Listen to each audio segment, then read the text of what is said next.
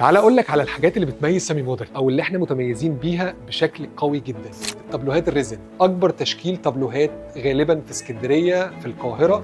احنا متميزين جدا جدا جدا بالتابلوهات الريزن، وبنعمل منها مقاسات خاصه، وبنعمل ساعات صغيره، بنعمل ساعات كبيره. بناخده شكل الانتريه، بنجهز عليه تابلو بشكل معين، بنعمل عليه علبه مناديل، بنعمل عليه كوسترات. طبعا في تفاوت كبير مش مفهوم للعملاء معانا في سوق الريزن، فتعال اوضح لك الفرق دوت ليه.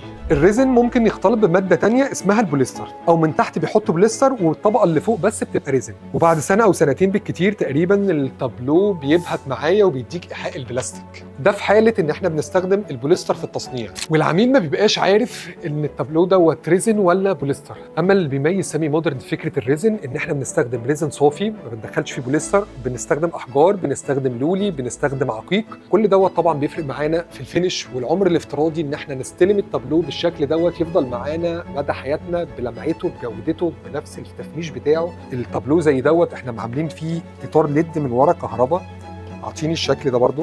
لو حابب ان انا استخدم كهرباء اولع اضاءه بروفايل ليد في ظهر التابلو. كل التصميمات ديت هاند ميد من بيلا ستور بالتعاون مع سامي مودرن. وبس كده، لايك للفيديو، اعمل له سيف عشان اي تابلو ريزن يبقى اكيد سامي مودرن.